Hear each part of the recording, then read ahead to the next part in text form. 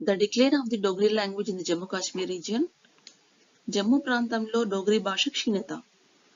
So భారతదేశంలో వేలాది భాషలు మాండలికాలు ఉన్నప్పటికీ యాజ్ పర్ యునెస్కో ప్రకారము 197 భాషలు అంతరించిపోతున్నాయి. అయితే జమ్మూ ప్రాంతంలో మాత్రం ఈ భాషకి ఒకప్పుడు బాగా ప్రాధాన్యత ఉండేది. కానీ వెస్టర్నైజేషన్ కారణంగా, మైగ్రేషన్ కారణంగా, ఎడ్యుకేషన్ సిస్టంలో మార్పుల కారణంగా ఈ భాష తన యొక్క ప్రాధాన్యతను కోల్పోతుంది.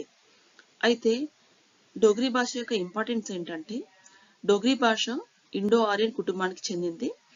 అయితే దీన్ని మెయిన్గా Jammu and Kashmir, Punjab and north ఇండియాలో కొన్ని ప్రాంతాల్లో ఈ భాషను మాట్లాడుతూ ఉంటారు. అయితే 2003లో భారత రాజ్యాంగం యొక్క 8వ షెడ్యూల్లో డోగ్రీ భాషకు అధికారికంగా గుర్తింపు రావడం జరిగింది. 2020లో జమ్మూ కాశ్మీర్ అధికార భాషల బిల్లుల్లో కూడా డోగ్రీకి అధికారిక హోదా లభించింది. అయితే ప్రస్తుత పరిస్థితి ఎందుకు క్షీణత అయింది అంటే, సో వయసు ఆధారంగా 60 సంవత్సరాలకు ఎబో ఉన్నవారు, 20 సంవత్సరాల లోపు ఉన్న వాళ్ళకి ఈ భాష రాయడం కానీ చదవడం కానీ రావట్లేదు. ఇంకా ఉపాధి అవకాశాల్లో కూడా ఈ డోగ్రీ భాషకు తగినటువంటి ఇంపార్టెన్స్ ఇవ్వట్లేదు.